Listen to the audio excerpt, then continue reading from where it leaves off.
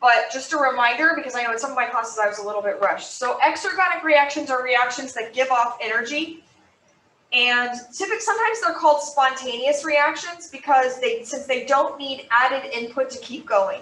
Spontaneous is kind of a misleading word because it makes it sound like the reactions happen fast or they have to happen without being expected, because that's kind of how we think of the term spontaneous, and that's not what it means here. It just means once the reaction started, that's the kind of, it's going to flow in that direction naturally. Sort of like if I was to light some gasoline or alcohol on fire. I don't need to add any energy for that to keep going. That reaction is going to continue to go until all the gasoline is gone. It's an exergonic reaction. It gives off energy. Endergonic reactions require energy. So think about, again, if you're trying to build something complicated, that's going to require a lot of energy. Sometimes I think about when you try to build a tower of cards. That's sort of like an endergonic reaction. You're taking a bunch of cards and you're putting them together in a way that's much more complicated, and it takes a lot of energy. But you'd only have to flick one card and the entire tower would topple down. That would be exergonic, the cards all falling. And this is just a picture.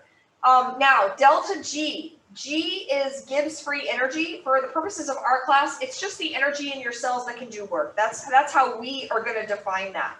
And delta G in an exergonic reaction is actually going to be a negative number. And this totally blows people's mind because you guys always learned negative means like a negative amount.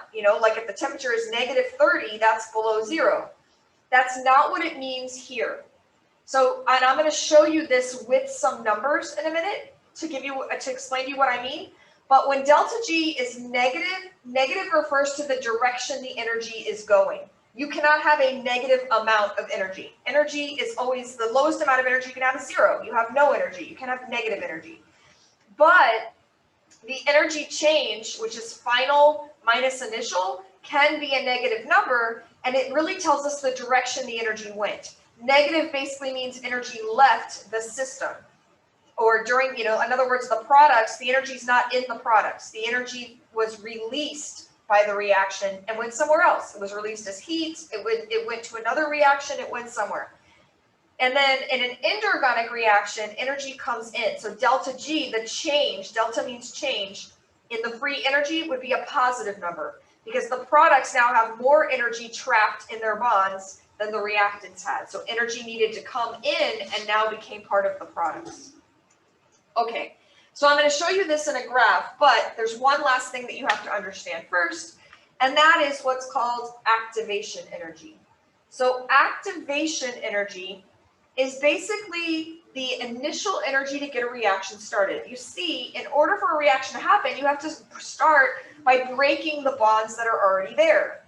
So that's the activation energy. It's the initial energy to break the original bonds so that you can now create new bonds. And I'm going to show you what it looks like in a graph. But think of it as a kickstart. And again, a really good example of this, in my opinion, is thinking about something like gasoline.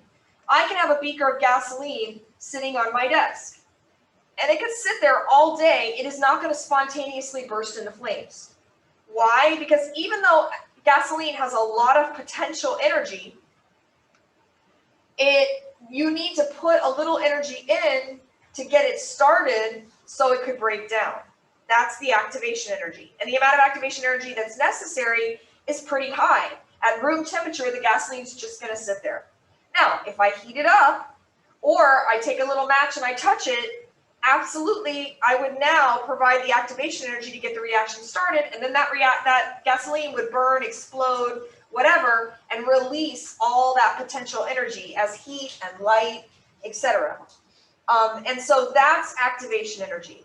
So even a reaction that's exergonic, that releases energy overall, might not happen on its own, or it might be extremely slow because the activation energy is very high to get the reaction started. Technically, you personally are full of potential energy, but you don't typically see people spontaneously combusting on the street. Why not? Because the activation energy for us to spontaneously combust is too high. So we don't. So if there was an activation energy, basically every favorable reaction would happen immediately, which pretty much means there'd be no living things on the planet because everything would go towards its simplest forms. Because that's one of the laws of thermodynamics, is that what we say that entropy is always increasing in the universe, or disorder. Everything sort of tends to go towards the simplest, most stable state. And gasoline and living things are complicated. They're not the simplest state. So this is what it looks like in a graph. These are your reactants, these are the products, but to get the reactants to turn into products, there's this hump. Now this is an exergonic reaction. This reaction actually releases energy. How do I know? Because I can see this first dotted line is the amount of energy the reactants have, and down here the second dotted line is the amount of energy the products have. Since the products have less energy than the reactants, it's final minus initial, then my delta G, my change in energy, is going to be a negative number. What happened to the energy? It left. It was released. Maybe as heat, maybe as light, maybe as ATP. It was released in some way, but it left this reaction and went somewhere else. But this is that transition. You have to break these bonds before you can form the new ones. So that's what this is showing. So before we get into enzymes, which is actually going to be the next slide, I want to show this to you with actual numbers. So I'm going to share from my iPad so you can see what this looks like with numbers. Will you have to do it with numbers? You could. I don't think so.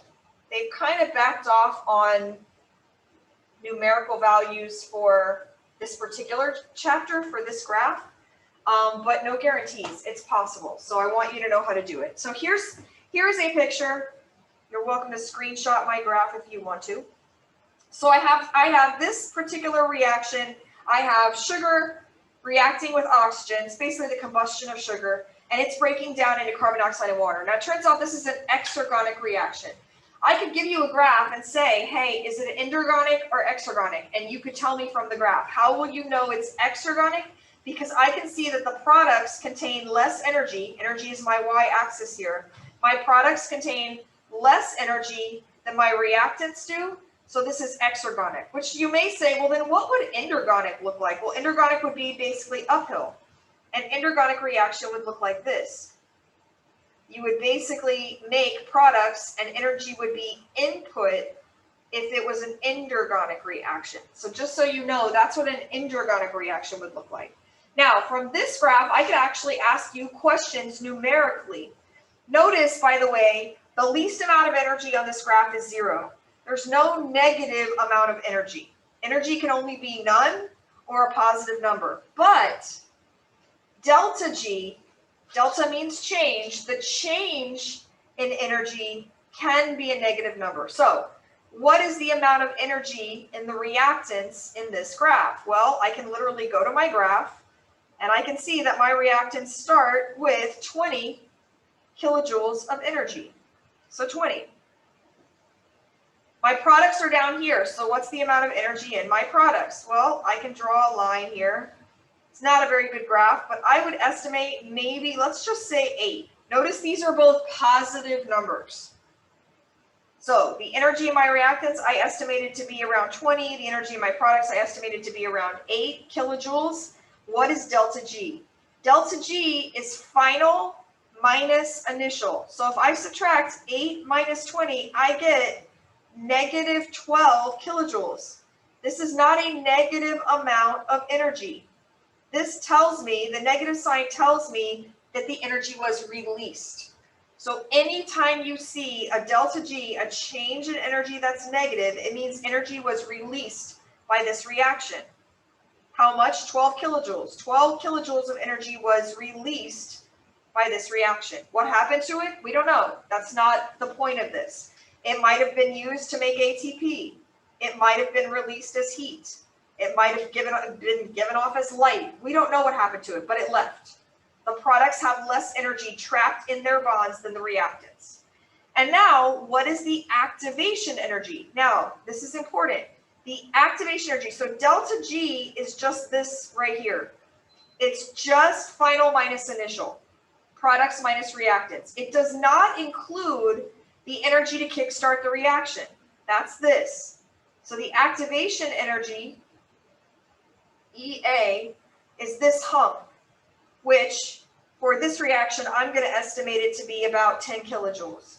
Why doesn't that count as part of G or delta G? Because I put 10 kilojoules in, but then I got it back. In other words, it cancels.